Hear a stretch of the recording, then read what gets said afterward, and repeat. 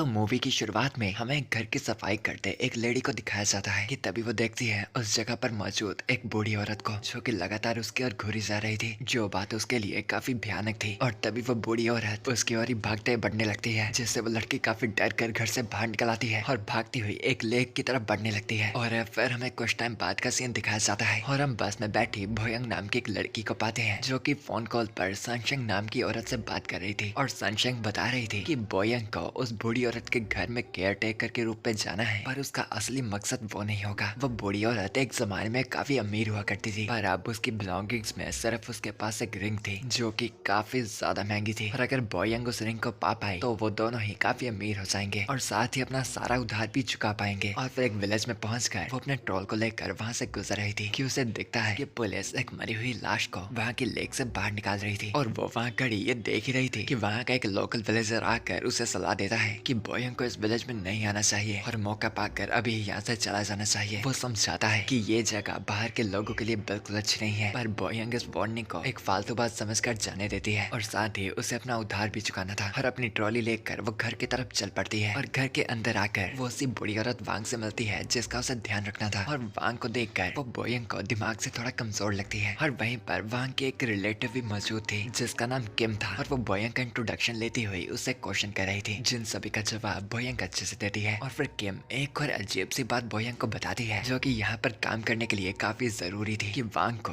बच्चों से नफरत है तो बोयंग घर में किसी भी बच्चे को नहीं लेकर आ सकती। पर बोयंग बताती है कि वो सिर्फ अकेली है और फाइनली वो उस जगह की ऑफिशियल केयर टेकर बन जाती है। फिर किम बोयंग को उसका रूम दिखाने के लिए लेकर आती है और सारी बातें समझा वहाँ से चली जाती है। और उसके जाते ही बोयंग फटाफट अपनी ट्रॉली यानी सूटकेस को खोलती है, पर सिर्फ कपड़ों को वहाँ पर पाकर वो घबरा जाती है कि तभी दरवाजे को खोलकर एक छोटी बच्ची आती है और बोयंग के गले लग जाती है। और हमें पता चलता है कि बोयंग यहाँ पर अपने साथ अपनी छोटी बच्ची को लेकर आई थी, क्योंकि वो एक सिंगल मदर थी और उसकी बच्ची का ध्यान रखने के लिए घर पर कोई नहीं है। और उसकी नन्ही सी बेटी का नाम था दाइजोंग। और अब बोयंग को पता था कि उसे दाइजोंग को वांग से छुपा कर रखना होगा। और फिर उसके बाद जब बोयंग रूम में जाकर वांग का ध्यान रखने लगती है और उससे एकदम अच्छे से बात करती है, पर फिर भी उल्टा वांग का बिहेवियर बोयंग के लिए काफी चिड़चिड़ा और गुस्सा वाला था। और उसे शक भी हो गया था कि बोयंग अपने साथ किसी को लेकर आई है, पर वो फिर भी ना मानती साफ करती है कि वो यहाँ पर सिर्फ अकेली आई है। और इन्हीं बातों बातों में बोयंग वांग से पूछती है उस रिंग के बारे में जो वांग ने अपने हाथ में नहीं पहनी थी। पर वांग तो यहाँ पर हर एक बात का जवाब काफी अजीब और भयानक तरीके में दे रही थी। और फिर वांग बोयंग को एक स्टोर रूम में ले जाती है और उससे वहाँ की सफाई करने को कहती है। और बोयंग को उम्मीद थी कि शायद उस रूम की सफाई करने के बाद बोयंग को वो रिंग मिल जाए। और फिर सफाई करते करते थोड़ा टाइम बीत जाता है और बोयंग नोटिस करती है कि कर्टन के पीछे कोई ना कोई था और उसे पीछे कर वो पाती है कि वो और कोई नहीं बल्कि दाइजोंग थी। और वो एक ड्राइंग बना रही थी, एक छोटी लड़की की ड्राइंग और जंगल से आता किसी का हाथ। वो पहले थोड़ी घबराती है और जल्दी इस बात को इग्नोर कर देती है और वहाँ पर उसे ड्राइंग बुक का बॉक्स मिलता है और वो दाइजोंग को वहीं पर उसके साथ खेलने को कहती है। पर अगर खेलते वक्त दाइजोंग को कोई चमकती चीज यानी रिंग दिखती है तो वो उसे फटाफट लाकर देनी होगी। पर दाइजोंग अचानक ही वहाँ से भाग जाती है और बोयंग उसका पीछा तो करती है, पर उसे रुकना पड़ता है क्योंकि उसे फोन रिंगिंग की आवाज सुनाई देती है। फोन को उठाकर वो पाती है कि वो किम थी जो बोयंग को कुछ और इंस्ट्रक्शंस देना चाहती थी। किम उसे इंस्ट्रक्शन समझा रही थी कि खासकर उसे कोई भी बच्चे को घर में नहीं आने देना। पर बोयंग पहले ही इतना जानती थी कि किम उसे एक और बात बताती है कि उनके घर के पास की लेक बहुत ही खतरनाक है, तो बोयंग को उससे दूर ही रहना बेहतर होगा। पर बोयंग की नजर पड़ती है कि दाइजोंग उसी लेक की तरफ जा रही थी और सीधा जा वो लेक में जंप कर देती है। घबराई बोयंग फटाफट वहाँ पर पहुँचती है और यह जानकर बहुत ही खुश हो पाती है कि दाइजोंग सेफ थी और उसे कुछ भी नहीं हुआ था। और वो उसे ये हरकतें बंद करने को समझाती है। फिर वो उसे घर ले जाती है, पर उससे पहले वो वांग का दरवाजा बंद कर देती है। और वो टब में पानी भर ही रही थी कि दरवाजे पर उसे किसी का नॉक सुनाई देता है। फिर वो दाइजोंग को अकेला ही अंदर छोड़कर बाहर उस नॉक का सोर्स चेक करने को आती है। बाहर आकर वो देखती है बाहर दाइजोंग की ही उम्र का एक लड़का मौजूद था जो बताता है कि वो दाइजोंग के साथ खेलना चाहता था क्योंकि उस लड़के ने बोयंग और उस छोटी लड़की को देखा था। पर बोयंग साफ बताती है कि यहाँ पर कोई भी छोटी लड़की नहीं है। फिर वो छोटा लड़का उसे फोन करता है कि उस बूढ़ी औरत के साथ घर में कोई भी सेफ नहीं है। और बोयंग यहाँ की जेमी केयर टेकर थी। और अंदर बाथटब में दाइजोंग देखती है कि कुछ बालों का गुच्छा पानी के अंदर लहरा रहा था कि तभी एक घोंसली फिगर टब से बाहर निकलकर दाइजोंग को पकड़ उसे अंदर ही ले जाती है। और यहाँ पर दाइजोंग की चिल्लाने की आवाज बोयंग को भी सुनाई देती है, पर अंदर आकर दाइजोंग उसे बाथटब में भी दिखाई नहीं देती और उसे और भी आवाजें वांग के कमरे से सुनाई देती है। और वो वहाँ देखने आती है। वो घबरा जाती है दरवाजे के नीचे से निकल रहे खूनी गले हुए हाथ को देखकर, पर फिर भी ना डरती वो उस दरवाजे को खोलकर अंदर चली जाती है कि वांग उस पर हमला कर उसे जोर से पटक कर फेंकती है, जिससे वो बेहोश हो गई थी। और जागने के बाद वो देखती है वो घर में अकेली ही मौजूद थी और घर में हर जगह सर्च करने के बाद वो एक बेसमेंट जैसे कमरे में आती है जहाँ पर दाइजोंग वांग की गोदी में थी और बोयंग उसे ढूंढकर खुश तो होती है पर दायंग उसके पास नहीं आना चाह रही थी। जिस बात से एकदम गुस्सा होकर वो वांग पर चिल्लाने लगती है कि आखिर उसने उसकी बच्ची के साथ क्या किया है। पर वांग के मानने से कि दाइजोंग अब उसकी लड़की है और वो उसके साथ हाइड एंड सीक खेलेगी और बोयंग इस चीज का कुछ कर नहीं पाती और इस बात को एक चांस के तौर पे देख लेती है और हर जगह पर उस रिंग की तलाश करने लगती है पर उसे ढूंढने में नाकाम हो जाती है। और जब दाइजोंग वांग के साथ खेल कर आ गई थी वो अपने कमरे में सोने आ जाती है पर तभी वही आत्मा जिसने पहले भी दाइजोंग को पकड़ा था फिर से वहाँ पर उसे डराने आ जाती है जिससे डर कर वो क्लोसेट के अंदर छुप जाती है और बोयंग और वांग आकर उसे वहाँ पर ढूंढ लेते हैं। पर वांग ऐसे एक्ट कर रही थी कि वैसे वही दाइजोंग की माँ हो। और अगले दिन बोयंग दायंग को उठाती समझाती है कि वो लोग अब हाइड एंड सीक खेलने वाले हैं और दायंग को उनसे छुपना होगा और ऐसा उसने इसलिए किया था क्योंकि किम वहाँ पर आ रही थी और घर की तरफ आते हुए एक लोकल औरत किम को रोक कर ये बताती है कि कुछ लोग लेक के पास रिचुअल कर रहे हैं सभी की सुरक्षा के लिए और उस लेक के अंदर रहने वाली आत्मा से बचने के लिए। पर किम उसे भगा देती है क्योंकि वो इन बातों पर यकीन नहीं करती थी और वो औरत जाते हुए बोयंग को भी वार्न करती है कि उसे इस जगह को छोड़कर चले जाना चाहिए। और इस बार बोयंग को ये वार्निंग थोड़ी सीरियस लगती है क्योंकि इस जगह पर आए उसके साथ काफी अजीब अजीब घटनाएं घट रही थी। और यहाँ अंदर किम बोयंग को समझाती है कि अगर वांग कुछ भी कभी चाइनीज में कहती है तो उसे उन बातों को रिकॉर्ड करना है। और जब वो जाने ही वाली थी वांग बोयंग का कॉलर पकड़कर उससे पूछने लगती है कि आखिर उसने उसकी बच्ची के साथ क्या किया है जो सुनकर अब किम को भी शक हो गया था कि बोयंग किसी को अपने साथ लेकर आई है। टाइम बाद हम देखते हैं जब बोयंग लेटी हुई थी वो रियलाइज करते उठ जाती है कि दायंग उसके पास नहीं है और उसे किसी के रोने की आवाजें भी सुनाई देती है। बाहर जाकर इसके सोर्स को ढूंढने लगती है जब तक उसे वांग नहीं दिख जाती जो उस पर हमला कर देती है पर ये बस उसका सपना था। और उठती वो देखती है कि दाइजोंग उसके पास ही थी और शायद उसे भी कोई डरावना सपना आ रहा था। थोड़े टाइम बाद वो फिर से चेक करती है कि दाइजोंग वहाँ पर नहीं थी तो वो बाहर से वांग के रूम में जाती है अपने फोन के कैमरे को ऑन कर क्योंकि वहाँ पर वांग दाइजोंग को गोद में लेकर उसके साथ कुछ बातें कर रही थी और उसे समझा रही थी कि उनके पास की रिवर काफी खतरनाक है तो दाइजोंग को वहाँ से दूर ही रहना है। कि तभी वांग बोयंग को भी नोटिस कर लेती है और खिड़की में आकर उस पर चिल्लाने लगती है जो कि चाइनीज में था। और बोयंग ये समझ कर कि वो उसे जाने को कह रही थी बाहर आ जाती है जहाँ उसे वही बच्चा दिखता है जो उसे पहले मिला था और उससे बातें करते करते उसे पता चलता है कि वो बच्चा भी चाइनीज बोलता जानता था। और फिर वो उस बच्चे से जानना चाहती थी कि वांग ने उससे क्या कहा था पर वो इस बार फिर से उसे वार्न करने लगता है कि उसे इस जगह से फटाफट चले जाना चाहिए। लेकिन इस बार वो उसे थोड़ा क्लियरली समझाता है कि वांग की भी एक लड़की हुआ करती थी और उसके रिवर में मरने के बाद वांग नहीं संभाल पाई थी कि वो गुजर गई है पर वो अभी भी नहीं मान पाई है कि उसकी बच्ची चली गई है। तो इसलिए कोई भी छोटा बच्चा उसके पास आता है तो वो उसे अपनी बेटी समझती है और ये बताकर कि वो घर श्रापित है और उसे इस चीज से छुटकारा दिलाना होगा। और वो उसे वांग की लड़की का नाम बताकर वहाँ से चला जाता है जो कि साई हुआ था। और बोयंग घर में आकर एक स्क्रैप बुक को पाती है जिसके अंदर वांग के सभी पास की जानकारियां थी और वो जान पाती है कि वांग एक मिलियनेयर थी पर अपनी बेटी के गुजरने के बाद उसने सब कुछ ही गवा दिया था और कुछ ही कीमती चीजें उसके पास बची थी जिनमें से वो डायमंड रिंग भी थी जिसे वांग ने पक्का कोई खास जगह छुपाया होगा। और फिर वो सनशाइन को कॉल करने का ट्राई करती है पर वहाँ पर सिग्नल्स नहीं आ रहे थे और सिग्नल ढूंढती ढूंढती वो बाहर आ जाती है जहाँ उसे दो लोग दिखते हैं जो कि वही रिचुअल कर रहे थे और वो लेग से किसी चीज को निकालते हैं जिसके अंदर कुछ बाल थे। और वो औरत बताती है कि जो औरत अभी यहाँ पर मरी थी उसके ब्राउन बाल थे पर उन्हें अब ब्लैक बाल मिले थे यानी लेक के अंदर शायद एक और डेड बॉडी है। और घर की तरफ जाती जाती बोयंग को सनशाइन की कॉल आती है जो कि गुस्सा थी कि बोयंग को अभी तक वो डायमंड रिंग नहीं मिली है और बोयंग की बिना एक सुने वो फोन काट देती है। कि तभी बोयंग देखती है कि घर का दरवाजा खुला था और वो घर जाकर दाइजोंग को वहाँ के बेडरूम में पाती है और उस पर गुस्सा हो जाती है। पर दाइजोंग कुछ भी ना बोल पाने लायक डर रखी थी क्योंकि वो विंडो पर उसी घोस्ट को देख पा रही थी और जाकर फटाफट क्लोजेट में छुप जाती है। और बोयंग लेक की तरफ देखती है तो रिवर में एक डेड बॉडी लह रही थी और वो दाइजोंग को बताती है वहीं क्लोजेट में ही रहने को जब तक वो आकर उसे आवाज नहीं लगाती। फिर फटाफट रिवर में जाकर वो उस बॉडी को बाहर निकालती है जो कि और कोई नहीं वांगी थी और वो सीपीआर और बाकी चीजें कर उसे होश में लाने की कोशिश करती है पर हर एक कोशिश नाकामयाब होती है। और तेल पर आग छिड़कने के लिए घर पे किम भी आ रही थी और उससे पहले किम घर तक पहुंचती बोयंग फटाफट बॉडी को आकर बेड में लटा देती है जिससे लगे कि वांग सो रही है। और फिर दरवाजा खोलती जगत में किम आती है और फ्लोर पे पानी देखती है और बोयंग बताती है कि वांग लेक में कूद गई थी और अब उसे वो वापस लेकर आई है और इसलिए वो सारा फ्लोर गीला था पर वो उसे उसकी डेथ के बारे में नहीं बताती और वो अंदर जाकर वांग पर चेक करना चाहती थी पर बोयंग उसे शांत रहने को कहती है क्योंकि वांग सो रही थी और अंदर वो उसे सोई हुई पाती है और खिड़की से लेक की तरफ देखने लगती है। और फिर वो बोयंग को वहाँ का अच्छे से ध्यान रखने को कहकर जाने लगती है और उसके जाते ही बोयंग क्लोजेट के पास दाइजोंग को बाहर निकलने को कहती है पर सरप्राइजिंगली क्लोजेट के अंदर कोई नहीं था और डरी घबराई हुई वो घर में हर जगह दाइजोंग की तलाश करने लगती है और वो उस रूम में पहुंचती है जहाँ पर दाइजोंग ने ड्राइंग बोयंग बनाई थी और पाती है कि किम अभी भी वहीं पर थी और वो जान जाती है कि बोयंग ये सब उसी डायमंड रिंग को ढूंढने के लिए कर रही थी कि उसे वो दीवार पर बनी ड्राइंग भी दिख जाती है और उससे पूछने लगती है कि इसे किसने बनाया है। और बोयंग साफ साफ बताती है कि ये ड्राइंग उसकी बच्ची ने बनाई है और सबको समझा देती है कि उसकी एक बेटी है जिसे अपनी मजबूरियों के कारण उसे यहाँ पर लाना ही पड़ा और अब वो उसे ही ढूंढ रही थी और अब वो एकदम टूट चुकी थी और किम से मदद मांग रही थी। पर किम को उस पर यकीन नहीं था क्योंकि जो पिछले केयरटेकर्स भी आए थे उन सभी के ही यही बहाने थे और वो बोयंग को बताती है कि वो यहाँ पर अकेली आई थी और उसकी कोई भी बेटी नहीं है। और बोयंग को पागल होता देखकर किम मुझसे उस घर से जाने को कहती है पर वो मना करती है कि वो नहीं जा सकती जब तक वो अपनी बेटी को ढूंढ ना ले, जिससे किम उसे लाकर बाहर फेंक देती है। पर अपनी बेटी को ढूंढने के लिए बोयंग एक फ्लावर वास पकड़ती है और किम के सर में मार उसे बेहोश कर देती है और वांग के कमरे में जाकर वो पाती है कि वो भी मिसिंग थी और वो खिड़की पर एक शैडो को देखती है और उसे लगता है कि वो दाइजोंग की गुजरी होगी और उसके पीछे पीछे भागती हुई वो लेक की तरफ ही पहुंच जाती है और पहले उसके अंदर जाती है पर उसे वहाँ पर दाइजोंग नहीं मिलती और बाहर आते ही उसे कोई छोटी बच्ची की आवाज सुनाई देती है और जैसे ही वो पानी के अंदर जाती है वहाँ वांग की बेटी की स्पिरिट आकर बोयंग का पैर पकड़कर उसे पानी में खींचने लगती है और डूबते हुए उसे हेलुसिनेशन आ रहे थे जहाँ पर वो बैठी रो रही थी और दाइजोंग का पैर ड्रेनेज में अटक गया था और वो डूब रही थी। पर बोयंग उसकी मदद नहीं कर रही थी बल्कि बाकी लोग आकर उसकी मदद करते हैं और शायद ये उसके पास का ही कोई सीन था। और यहाँ फिर से प्रेजेंट में आते हैं और उसे रिचुअल करने वाली औरत ने बोयंग को बचा लिया था और वो बोयंग को उसके साथ चलने को कहती है और चलती चलती वो बताती है कि उसे वांग की जगह जाकर अपनी बच्ची को बचाना होगा। पर उस औरत को भी ये पागलपना लगता है क्योंकि उसने भी बोयंग को यहाँ पर अकेला आता ही देखा था क्योंकि मेनली वो अपनी बेटी को सूटकेस में छुपा कर लाई थी, इसीलिए सभी को लग रहा था कि बोयंग झूठ बोल रही थी। और बोयंग उस औरत को सब कुछ समझाने भी लगती है और वो अब इस जगह पर आकर काफी पछता भी रही थी और वो एकदम टूट टूट कर रोने लगती है। जिस बात पर वो औरत बताती है कि बोयंग को उसके साथ उसके घर आना होगा क्योंकि शायद इस वक्त बोयंग पोसेस हो रखी हो। और उसके घर जाते जाते वो औरत समझाती है कि घोस्ट हर जगह ही मौजूद होते हैं पर ज्यादातर लोग उन पर विश्वास ही नहीं रखते। और फिर अंदर आकर वो एक एल्बम में अपने बच्चे की तस्वीरें बोयंग को दिखाने लगती है और उसका बेटा भी वांग से काफी करीब था और उसके बेटे ने भी उस घर में कुछ देखा था। और ये सब तब से होना शुरू हुआ था जब वांग ने उसके बेटे को एक लॉकेट दिया था और बोयंग को रियलाइज होता है कि वांग ने दाइजोंग को भी एक नेकलेस दिया था। और फिर वो उसे उसी क्लीनिंग लेडी के बारे में बताती है जिसे हमने मूवी की स्टार्टिंग में देखा था और उसने पास में उस क्लीनिंग लेडी को लेक के अंदर जाते हुए देखा था जहाँ दो हाथ आकर उसे अंदर खींच लेते हैं। और फिर घर आकर उसने हर एक तरह के रिचुअल किए ताकि वो घोस्ट यहाँ तक ना पहुँच पाए और शायद उसी घोस्ट ने वांग को भी पोसेस कर रखा था और इसलिए बोयंग का वहाँ से जाना ही बेहतर होगा। पर बोयंग इस बात को नहीं मानती और दाइजोंग को ढूंढने के लिए वहाँ से जाने लगती है। पर वो औरत उसका हाथ पकड़कर उसे बताती है कि पास में हर एक केयर टेकर के साथ ही ऐसा सीन हुआ है और उन्हें बैम हो गया था कि वो भी अपने साथ अपनी बेटी को लेकर आए थे और उसे ढूंढने के लिए वो सभी लेक की तरफ ही भागे थे। और वो इस बात पर यकीन ना करती लेक की तरफ ही जाने लगती है और वहाँ पर उसे वही छोटा लड़का दिखता है जिसने दाइजोंग का खिलौना पकड़ रखा था और उससे बार बार पूछने पर लड़का बताता है कि उसने दाइजोंग को वांग के साथ देखा था पर उसके बाद उसने उसे कहीं नहीं देखा था। और बोयंग काफी गुस्सा हो गई थी और उससे वो टॉय छीनने की कोशिश करते हुए वो टॉय लेक में गिर जाता है जिस पर वो लड़का कहता है कि शायद दाइजोंग भी ऐसे ही लेक के अंदर हो। और बोयंग इस बात पर उस लड़के को थप्पड़ मारने वाली थी पर उससे पहले ही वो एकदम टूट कर रोने लगती है और ये देखकर वो बच्चा बताता है कि उसे स्पेल्स वाले रूम को ढूंढना होगा। और अब बोयंग के पास भी सिर्फ यही रास्ता बचा था और घर के अंदर आकर वो स्पेल्स वाले रूम को ढूंढने लगती है और अपने कमरे में जाकर उसे वहाँ पर वांग दिखती है पर उसे डिमेंशिया हो रखा था जिससे उसे कुछ भी याद नहीं था, इसीलिए उसे बोयंग और दाइजोंग याद नहीं थे। और बोयंग हर एक तरीके से उसे पूछती है कि दाइजोंग कहाँ पर है और कुछ न जानते वांग वहाँ से भाग जाती है और दरवाजा बंद हो जाता है जिससे बोयंग कमरे में बंद हो जाती है। और कुछ देर बाद दरवाजा अपने आप खुलता है और बोयंग वहाँ से बाहर आती है और ऊपर जाकर वो देखती है तो किम अभी भी फ्लोर पर बेहोश पड़ी थी और पास ही नजर वो दाइजोंग की बनाई ड्राइंग को देखती है जिसमें पेड़ के पीछे से एक शैतानी हाथ बाहर आ रहा था। और जब वो वही पास की खिड़की से बाहर देखती है तो वहाँ का नजारा उस ड्राइंग से सिमिलर था। वांग पेड़ के पास खड़ी चाइनीज में किसी से बातें कर रही थी और ड्राइंग के जैसा सिमिलर ही हाथ पेड़ से बाहर आ रहा था। और अपनी नजरों में पहली बार बोयंग वांग की मरी बच्ची यानी उस घोस्ट को देखती है और अब उसका घबराना निश्चित था। और ये कब नहीं था कि उसे नीचे से किसी के गाने की आवाज आने लगती है और नीचे वो पाती है वहाँ की हर एक लाइट ब्लिंक कर रही थी और वो वांग के कमरे में आती है जो कि जली हुई कैंडल से भर रखा था। और फिर वो उसी क्लोजेट में जाने का डिसाइड करती है जहाँ पर उसने पहले दाइजोंग को छोड़ा था। और क्लोजेट के अंदर उसे एक सीक्रेट रास्ता मिलता है और वहीं पर वो डायमंड रिंग भी मौजूद थी पर उससे ज्यादा जरूरी उसे वहाँ पर दाइजोंग मिल जाती है और वो उसे उठाकर लेकर ही जाने वाली थी कि तभी वहाँ पर किम भी आ जाती है जो बोयंग के गले से वो लॉकेट निकाल लेती है जो कि एक्चुअली में उस रिंग वाले सेफ की चाबी थी। पर अंदर ही जाकर वो घोस्ट किम को घसीट कर मार देती है और यहाँ बाहर उसे वांग मिल जाती है जो बोयंग को बताती है कि ये घोस्ट उसकी बेटी ही है। और बोयंग यहाँ कार से भागने की कोशिश करती है पर वो भूतनी उसके पीछे ही मौजूद थी जिसे देख दाइजुंग डर कर एकदम भागने लगती है और जब बोयंग उसका पीछा करती है वो देखती है कि दाइजुंग लेक में कूद गई थी। उसके पीछे ही बोयंग भी कूद जाती है पर वो घोंसले के अंदर ही उसे पकड़ लेता है ताकि वो उसे डुबाकर मार पाए। पर उससे पहले वांग भी लेक में कूद आती है और पहली बार अपनी भूतमरी बेटी को एक्सेप्ट करती है और शायद वो दोनों ही वहीं पर आजाद हो जाते हैं। और यहाँ बोयंग और दाइयंग बार बार बच गए थे और उस रिंग का लालच ना कर वो इस जगह से काफी दूर भाग आते हैं। और ऐसे ही महीने बीत जाते हैं और बोयंग को वो वांग की चाइनीज रिकॉर्डिंग ट्रांसलेट करवा कर इतना पता चलता है कि वांग तो हमेशा से उन्हें बचाना चाह रही थी। उस रिकॉर्डिंग में जब वांग बोयंग पर चिल्ला रही थी वो एक्चुअली में उसके पीछे खड़ी उस आत्मा पर चिल्ला रही थी। और अब यहाँ पर बोयंग और दाइयंग की जिंदगी काफी अच्छी हो गई थी। और फिर हमें लास्ट में वांग का पास भी दिखाया जाता है जहाँ पर वांग की बेटी उसके साथ हाइड एंड सीक खेल रही थी पर छुपते हुए गलती से वो लेक में डूब गई थी। और वेल यहीं पर ये मूवी एंड हो जाती है। अगर आप सभी का इस मूवी के बारे में कोई क्वेश्चन है तो आप कमेंट सेक्शन में पूछ सकते हैं। So anyways for now bye good bye, सायोनारा जाना।